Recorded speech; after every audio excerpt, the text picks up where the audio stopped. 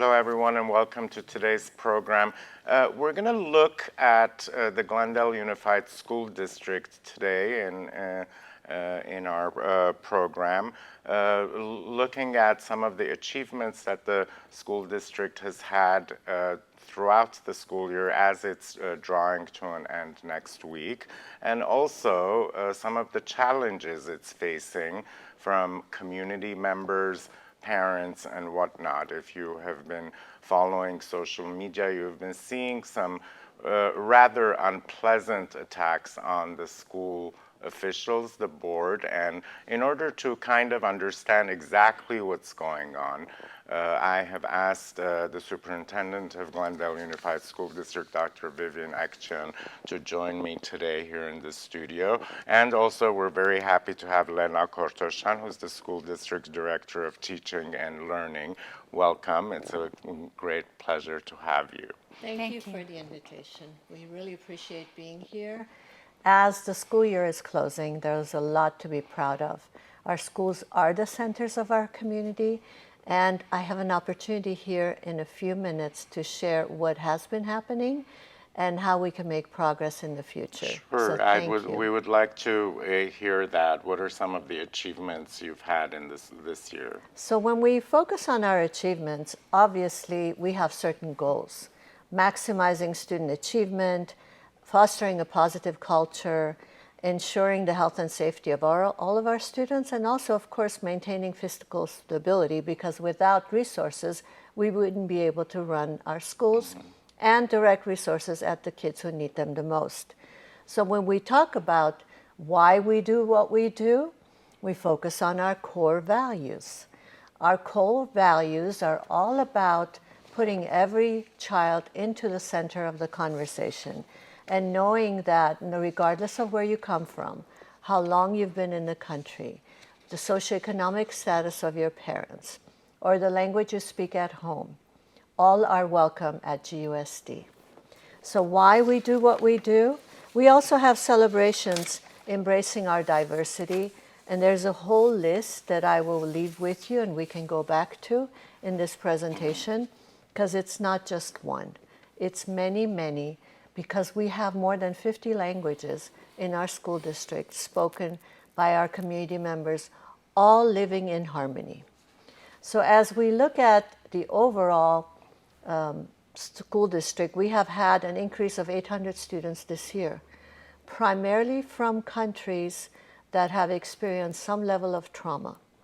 So whether it's been Armenia, or it's been Russia, or it's been Ukraine, or other countries, students that come to us knowing that we will put them at the center and support them. We have 20 elementary schools, we have 4 middle schools, we have 4 comprehensive high schools, 1 continuation. There is so much that's being offered. Included in that, of course, are the 7 dual immersion programs. So if you want to take a look at who we are, it's quite interesting, because from a distance, it's not clear as to who attends our schools.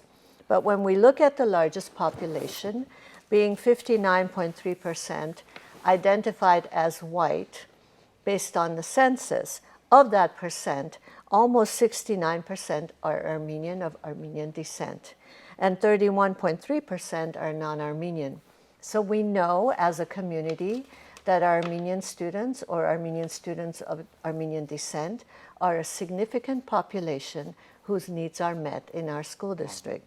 We also have, of course, 20% Latinx students. We have 11.3% Asian Pacific Islander, 4.5% Filipino, 3.5% 2 or more races, 1.1% African American, and 0.1% American Indian Alaska Native. The reason I've disaggregated this data to share with you today, it really is important that every child feels supported, whether they belong in the 0.1% population or the 1.1 or in the 60%, they all matter. So it's also important to look at the student demographics from a socioeconomic perspective. No one would necessarily know, looking at Glendale on the map, because sometimes people look at home prices, but not reality of who actually attends our schools. 46.1% of our students live in poverty. So what they receive at school, the free breakfast and the free lunch without questions, without shaming, is really important to us, because many of our students would possibly go without having proper meals due to the economic disadvantages that they're experiencing. The same with our 21.3% English learners. From all the different backgrounds that they come, it is our opportunity to immediately help them accelerate their English language skills and graduate from our schools college, career, and life ready. And then our students with disabilities, 9.8% of them, we go above and beyond to make sure that we meet their needs, and whatever supports are necessary are happening in our schools. And then our 4.9% of foster and homeless or unhoused youth particularly need a laser-like focus, because if they are not living in the same home every day and sometimes find themselves unhoused, then you know they need more scaffolding and support to be able to learn. So that's what we're here for. I want to kind of talk about that right now, because the last time you and I had this type of a situation was a forum that we did right after COVID. Yes. And I mean, the school district is coming off of this rather strange 2.5, 3 years, coupled with the stark demographics that you just shared. Right now, I'm sensing, because the same thing is also happening in LA Unified School District, that educators, in addition to ensuring that the classroom setting is there and the curriculum is being taught, have this responsibility to, for example, understand that a student might not eat if they're not coming into the schools. How does that kind of impact the dynamic of education overall? So I think it's really important to focus that pedagogy changes, promising practices change. We have extensive professional development. We have mental health support providers. We have redirected many of our resources during the pandemic and after to reduce anxiety at schools and in our communities for a variety of reasons. Every person, as we say, was in the same storm, but not in the same boat. So they've come out of the pandemic with different needs, and their kids come to our schools. And when they come to our schools, we are not able to teach them well if we don't focus on the whole child. So much of what we're doing is really focusing on the whole child. And that requires a combination of understanding, empathy, socioeconomic support, pedagogy, teaching strategies, and also asking our students and their parents, what is it that you need the most right now? And what is the answer that you receive when you're asking the students these very critical questions? It varies at different grade levels. Our students, I was just at a student voice panel this afternoon at an elementary level, and they said, we really appreciate studying. We're in a dual immersion program, but sometimes we need breaks during the day. Could we add just stretch breaks?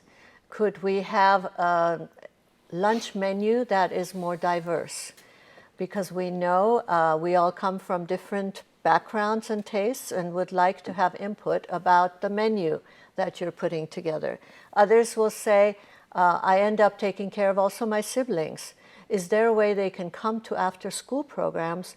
Are you able to extend the after-school program so that older kids don't end up taking care of younger kids, but we take care of the younger kids while the parents are at work?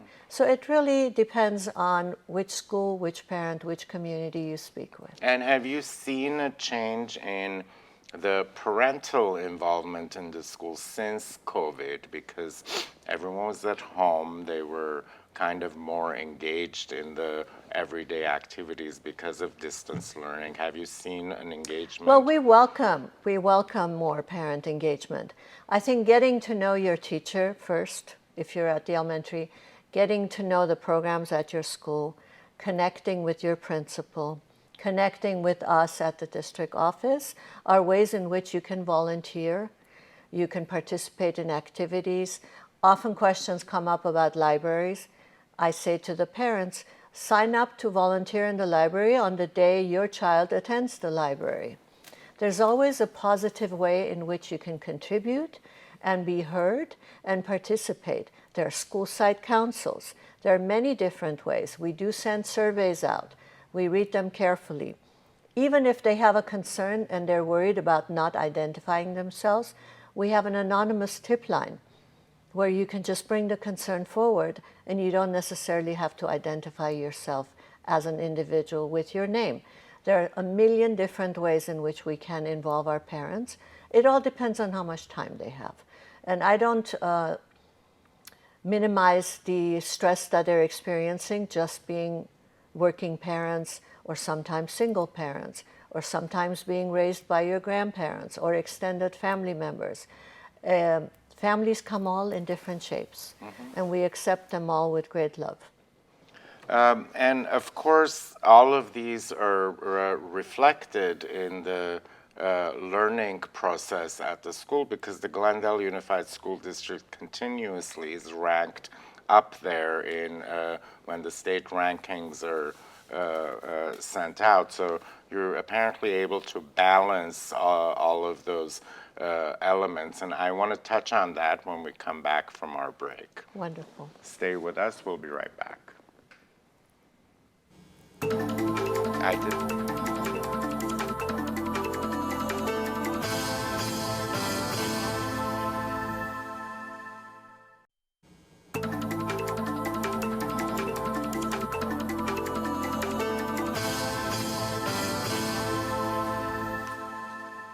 Welcome back, everyone. If you're just joining us, my guests this evening at the studio are the Superintendent of Glendale Unified School District, Dr. Vivian Ekchian, and Lena Kortoshian, the Director of Teaching and Learning at Glendale Unified School District. Lena, talk about what goes into the academic process at GUSD. So thank you for this opportunity, Ara, to talk today. We're really honored to look at our data from the California Department of Education Data Quest. Academic rigor is the most important part when we talk about data. Visiting classrooms, formally and informally, tells you a lot what's going on in the classrooms. But again, data says it all.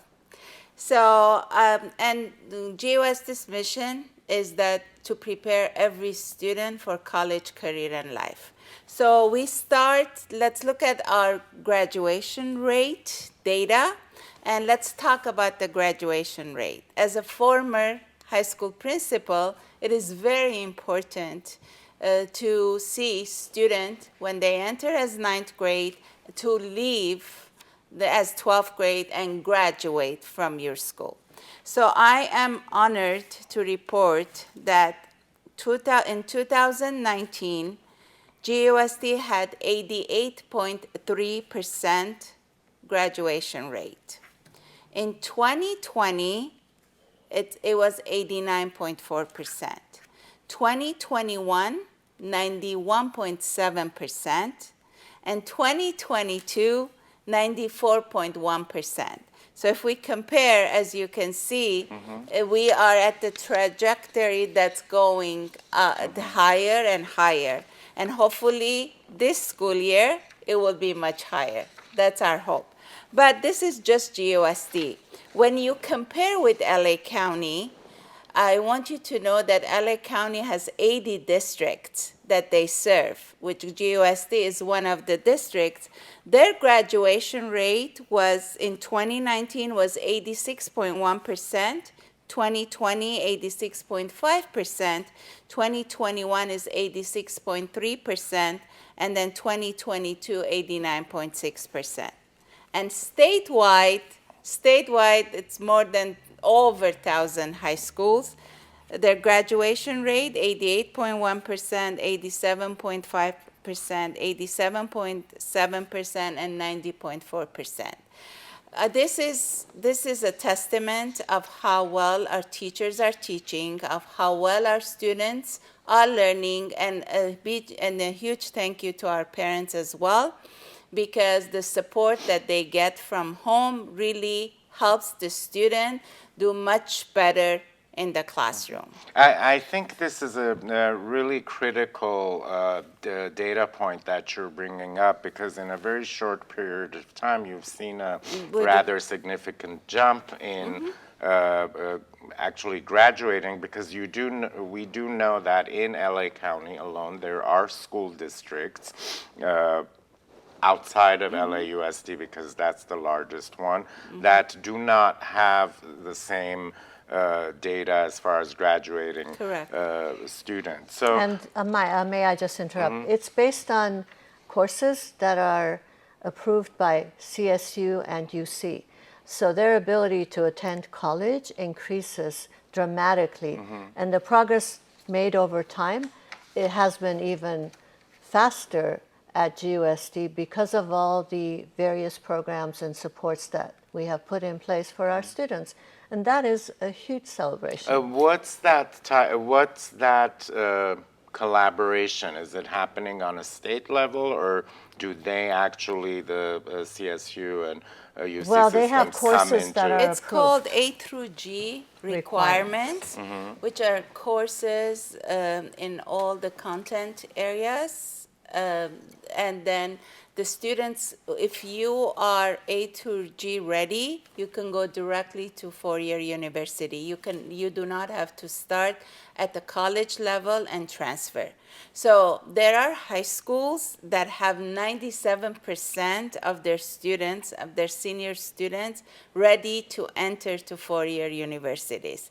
That's unheard of, Ara, because everyone is working so hard, like I said before. I think it's a good point here that to bring it up, that during pandemic, Dr. Ekchian's vision was to add 7th period for the secondary schools. That really supported as well. Clark High School was the only high school with 7th period as it started from 2018. But Dr. Ekchian wanted to bring the 7th period, which gave students more opportunities to take more elective courses.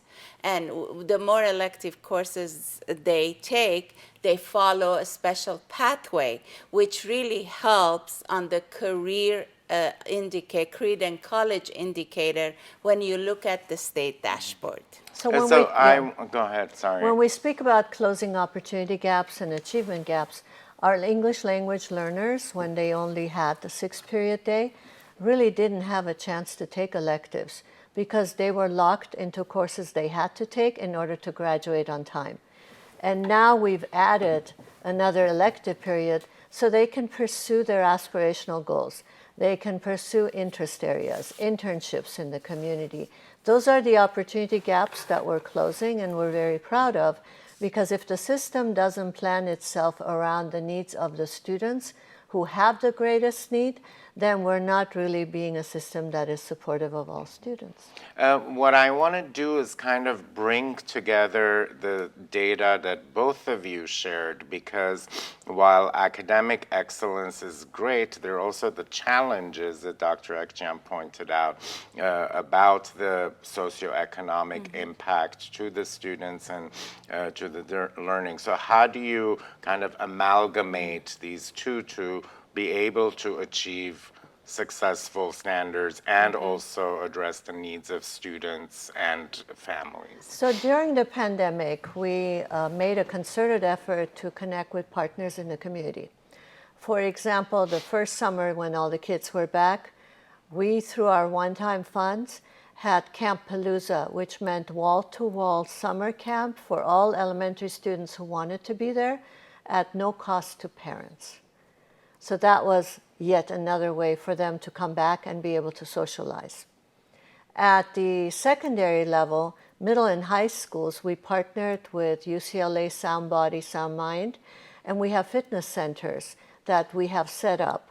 And that was an investment by them for approximately $500,000, so that our kids who may live in apartments, may live in dwellings where fitness and exercise isn't easy when you're in a multi-family household, and they can do that at school.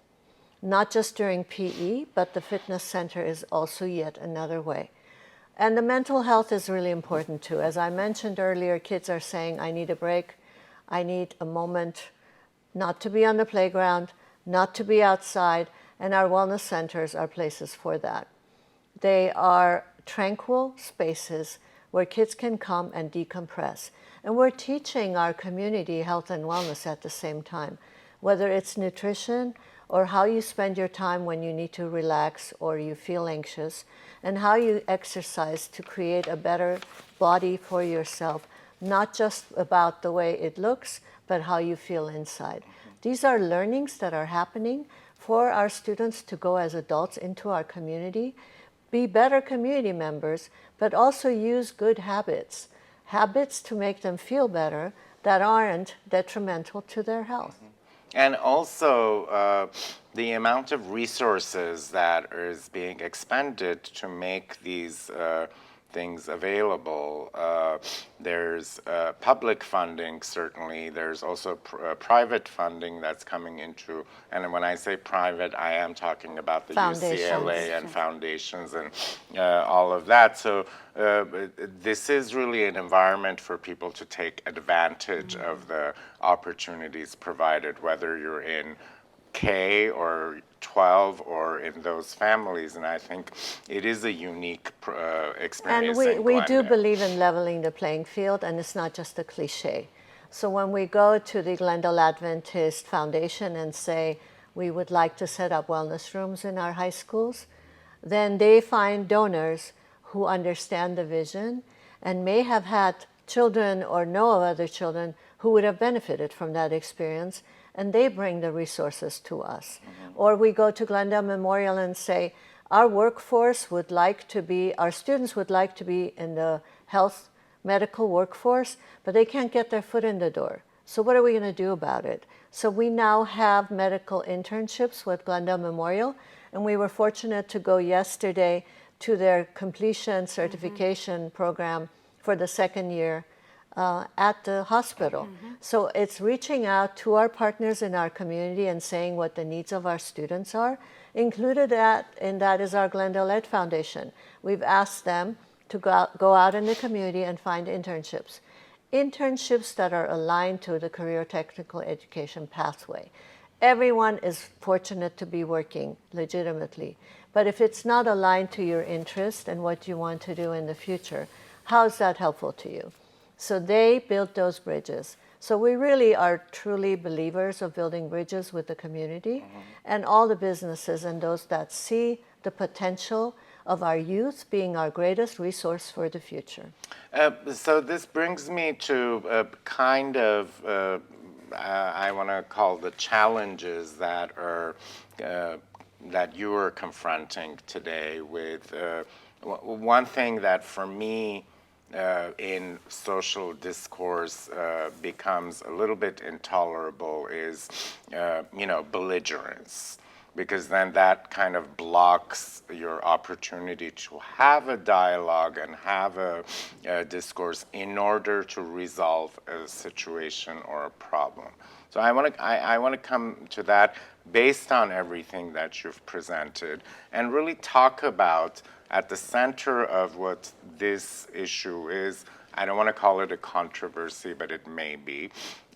Basically, every school district is following state guidelines. Let's 100%. talk about those. Yeah, so as a public school system, we have obligations, and those are not always easily understood, but they're based on the law. They're not made up by the district in policies. They're not direction the superintendent is taking. So if we speak about the FAIR Act of 2012 and our ability to make sure that no one is discriminated against, that all children from all families have a place in our school system, in our public school system, then we have to ensure that that happens in the best way possible, in the most constructive, in the most supportive way. It is not to change hearts and minds. It is really to give every child the value necessary for them to feel they are learning in an environment that is worthy of attention. And Lena, do you think that these elements have contributed somehow to the increase in and better academic performance? Definitely. If the student feels safe at school, has a safe space, it will really help to perform better in school.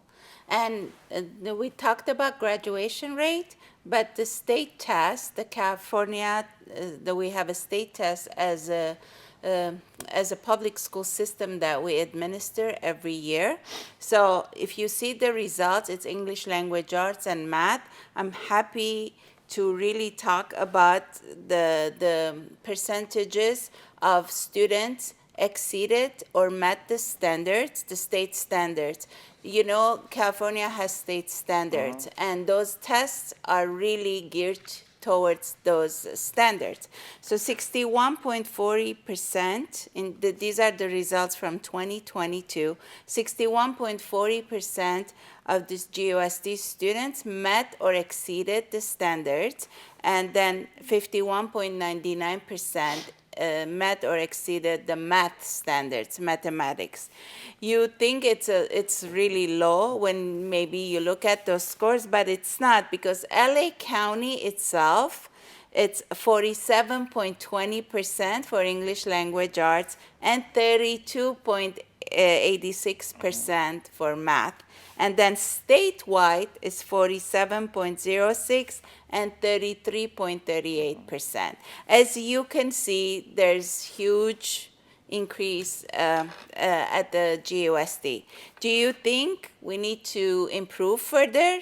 Definitely. So we work with our teachers. Part of our duty as the teaching and learning department at the district is we always do professional developments. We train the teachers. We started this year with the elementary teachers. We trained our 5th grade elementary teachers in science and math, and it does affect, and hopefully eventually we're going to see higher percentages. And plus, I mean, I was reading something in the New York Times last week. The pandemic did a number on public education. Absolutely. You can't. And the learning curve has definitely been impacted by that. And it's a national issue that it seems that Glendale Unified is trying to tackle. I want to go back, Dr. Ekchian, to one of the other issues that you brought up, the diversity of the school district. And it's interesting that you pointed out that 60-some-odd% of those identifying as white are actually Armenian. How much of the cultural influences that come from these diverse backgrounds are impacting some of the kind of discourse that's being, or dialogue, or attacks that are happening right now? So I always look at community questions and parent questions as a positive thing. That means they're more interested, they're more engaged, and we want to partner with them. Some of the clarifications are, of course, misinformation that are just absolutely put out there for no reason other than creating conflict. But we do believe in that if we partner with our parents, to be able to separate what is the law, what is based on state guidelines, what is the framework, and how we can address it matters. For example, there was misinformation about students at the elementary level engaging in activities and studies that weren't age appropriate. So we wanted to make sure that they knew that if there is a 5th grade recording on maturity, we send that recording home now. In the past, it used to be taught by the nurse, and boys and girls were separated and a waiver process existed. Many of you remember having been participants of that. Now we send it home, parents watch it, and they determine whether they would like to share that with their kids or not. And that is for all parents. And I think that is one of our culturally responsive moves in this area, to tell the parents that this is your opportunity. We think it's important for your child to know from you, a trusted adult, built with a curriculum through the school system that is legitimate and approved by the state, than them learning it by phone or from their friends or being misinformed. But they are the people who will determine that. The same with 7th grade and 9th grade education in science and health. There are waivers for that. But there aren't waivers for 2nd grade history, social science. So if there is a chapter and it has a paragraph on families come all differently, we cannot waive that. That is our obligation as a school system, to pay appropriate, age-appropriate attention to it, but still teach it, because we owe the children the delivery of instruction that our state requires in a public system. Doesn't that also make that child, at the long run, a more well-rounded person as I an always adult? think of our kids as successful adults who should be able to navigate the world based on their critical thinking skills, their problem-solving abilities, and the parental values that have been discussed at home. Parents have the most significant role. The parental values and the conversations at home are the greatest education one can ever have. And no one intends to take that away from them or replace parents. What we want to do is create a dialogue around facilitation of information that is important now, but also long-term. Because they will be adults in our community that have to live with each other, work together, and elevate the value we bring today as Armenian Americans or Latinx students or any other population that we serve. We are all in it together. And how do you increase parental involvement? Because you also pointed out that there's a fairly large segment of the parent population that have families that the parents are working, and other elements, single parent families, et cetera, et cetera. There are challenges in adults' lives. How can they participate while they're taking care of their families? So one thing the pandemic taught us is that we can use Zoom effectively, because traveling, parking, finding babysitting, those are things that are really important to parents, and they don't want to leave their kids alone. So we are using virtual abilities to do that. We have meetings sometimes in the morning, right after drop-off, like I've had coffee with the superintendent, or at dismissal time, so they don't have to come twice. We do send weekly a message to all parents with all information. We translate information into all the languages that are necessary for our parents to be able to read and understand in their primary language. And we're open to suggestions. We work closely with our PTA. We're always looking for ways to have our parents engaged based on their own terms and their comfort level. Which is a far cry from when I used to be in public school in Lexington, Massachusetts, because the parents were limited to the once a quarter parent-teacher conference, and you are essentially opening your doors and communication channels. It's a matter of how effectively to use it to make a positive change, and I think at the end of the day, the discussion is how to do things positively to impact our children's lives positively, so they can grow to become leaders in our community, or just basic responsible adults. And I think that's important. Talk about some of the indicators that you have that place GUSD where it is in the process. Well, thank you so much for asking that question, because we're so incredibly proud of our schools and our abilities to share. So if you look at the slide on the left-hand side, we have our last year's Math Chic Teacher of the Year band teacher from CV High School, who we selected at the district level as Teacher of the Year.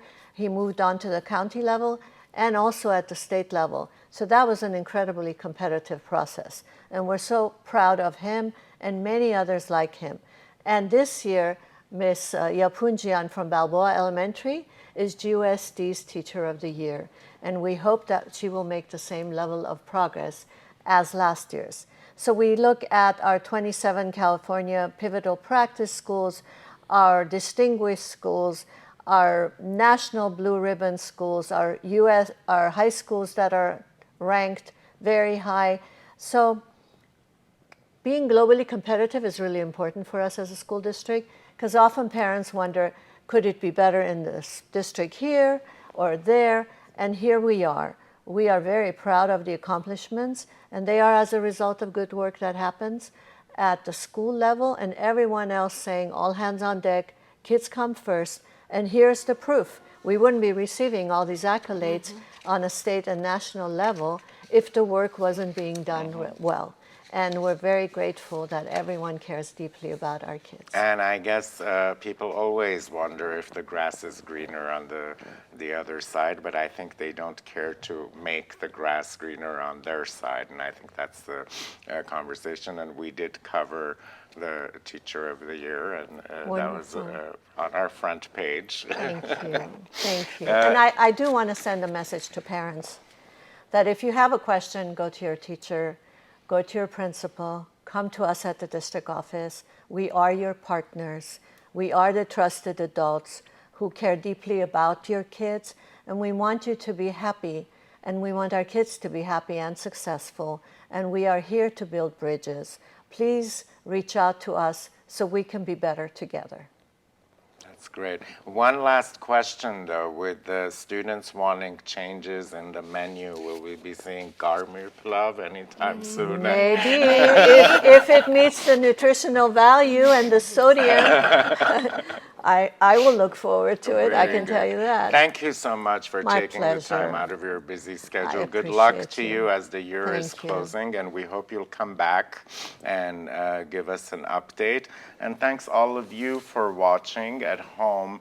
Education is very important to our future, to your children.